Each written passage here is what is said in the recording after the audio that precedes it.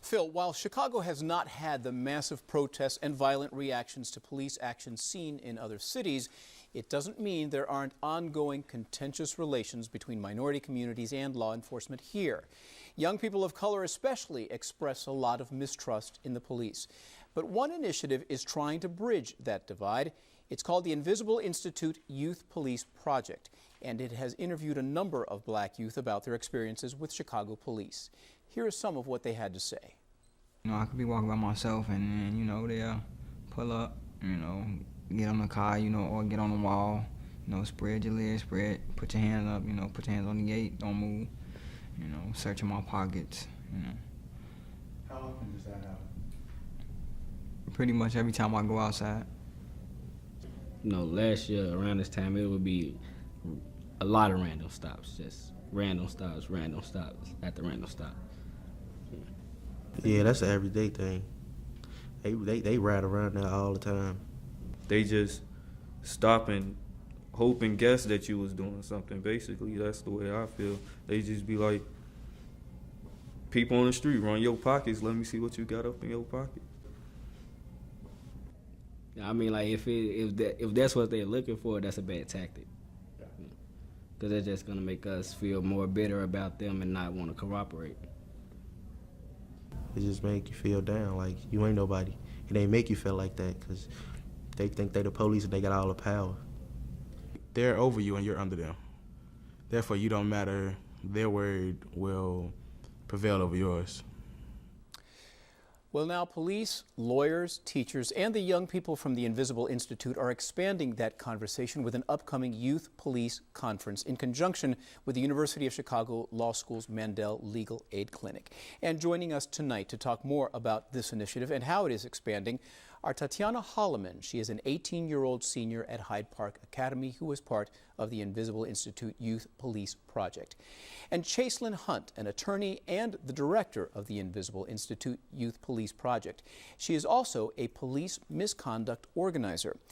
And we invited the Chicago Police Department to send a representative to be with us tonight, but they said that they were unable to do so. Welcome to both of you. Thank you for being here. Tatiana, let's begin with you. What part of the city do you live in? What's the neighborhood called? I'm from Mary Nook in Chicago. It runs along between 87th and 83rd Street. And you have been part of this initiative for a couple of years now, Yeah. you told me. Is that right? Tell me why you joined. What sort of experiences led you to be part of this initiative? Because I've been stopped by the police, and I've had friends that's been stopped by the police. And when Chaselyn and them came along, no one really asked us if we been stopped by the police because no one, really cared. So, it was the norm. It was normal, It would happen frequently? Yeah. Can you tell me a little bit about one of the experiences? What happened? What did they ask you? Well, Chaselyn asked. I'm talking about the police stops. Yeah. Yes. Well, I had one experience when I was walking to school, and I was 16 years old, and I was walking to school. It had to be like 7:30 a.m., and the police stopped me and another girl, and it was really cold outside, and they parked to get out the car, and they searched us. Like, we had to take our shoes off, our coats off, and it was blazing. A stop and cold frisk, out. essentially. Yes. Did they Yes. tell you why they were stopping you? No, they didn't find anything. They didn't find any drugs, anything. So, And this has happened more than one time? Yeah. Chaselyn, tell us a little bit about what led you to be part of this project. Absolutely. I was a law student at the University of Chicago Law School, and the project began as a collaboration with the Invisible Institute and really as a research project. Craig Futterman, the attorney who runs the Police Accountability Project, and Jamie Calvin, the journalist who runs the Invisible Institute, had sued the city many times, had sued the city over civil rights violations, police misconduct, the failure to release public records. But one thing they noticed consistently missing from the conversation was the voices of the people who are most experiencing this over excessive policing, and that's young teenagers. And so you went out to recruit some of these folks or find them in the neighborhood, and tell me about that experience. Yeah, we started just by going to public high schools, history classes, after-school programs, really anywhere that would host us, and just asking the kids questions. What's it like to be stopped by the police? How often does it happen? How does it make you feel? Were you surprised at what they were telling you? Oh, absolutely. I think they have experiences and an understanding of the police far beyond anything that I have or that most academics and policymakers ever experience. Daily encounters. They know a lot more about the police than we do. Tatiana, do you have any confidence or trust in the police as they patrol your neighborhood?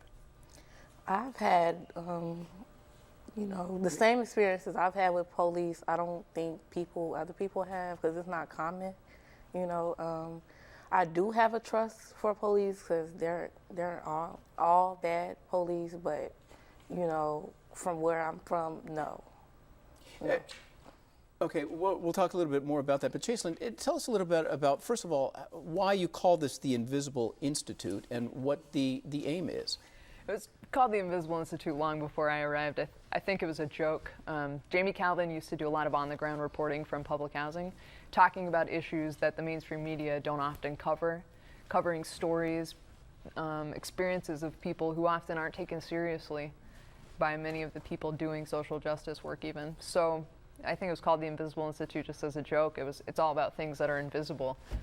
Because their thoughts, feelings, and essentially their perhaps complaints about this treatment has been largely invisible. Is that it? Absolutely. And the work's not a joke. I mean, the issues that Tatiana and her classmates are facing are now spread across every newspaper. Everyone's talking about it. But when we started, there wasn't this type of media attention.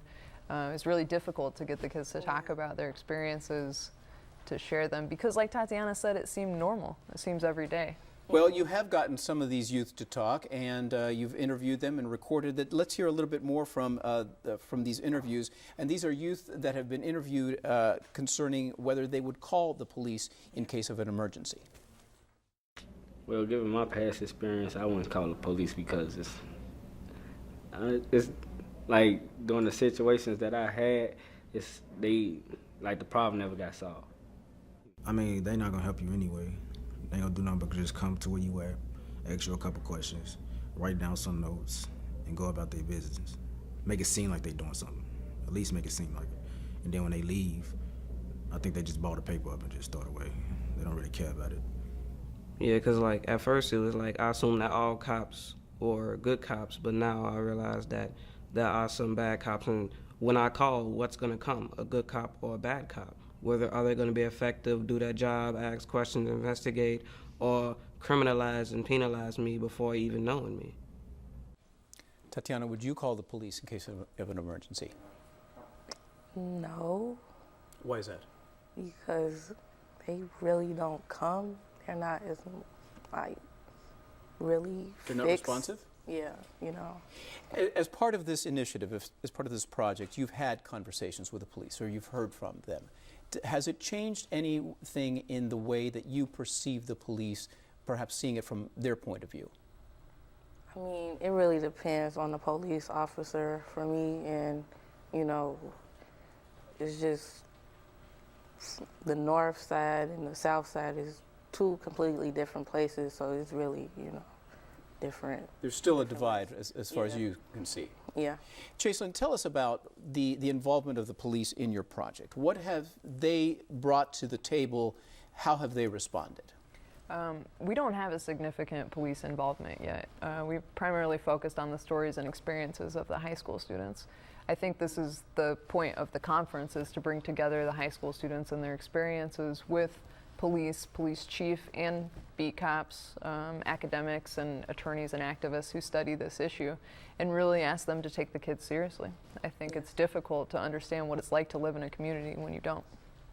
Do you believe the police in general don't take this community seriously or have great suspicions, or do you think that it's just a certain small percentage of officers?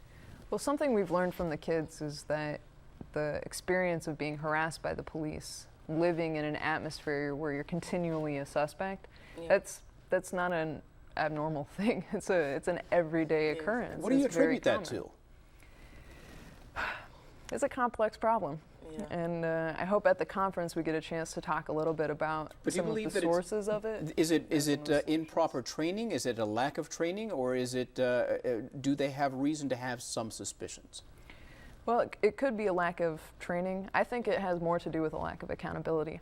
Yes. I think without knowing that when an officer crosses the line, violates someone's civil rights, they're going to be appropriately punished, removed from the street, have their badge and their gun stripped from them, it's difficult for the kids to take it serious. And that's part of this ACLU suit that we just heard Paris talk about. Tatiana, what would you like to see change, or what would you say, what do you say to the police in terms of building trust? I believe they, like in their training, I believe they should, you know, maybe go through, like when they're put in like neighborhoods such as, you know, the South Side, any South Side neighborhood, it's just, you know, it's something I call non-behavioral cues and behavioral cues.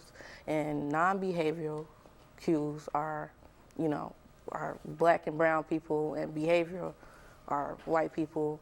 And it's like something, I think it's really something mental, you know, that. But you that believe happens. perhaps Yeah. that this dialogue that the project is conducting may start to bridge this gap? Yes. Yeah. All right. Well, Tatiana Holloman and Chase Lynn Hunt, thank you so much for being here. We appreciate your input.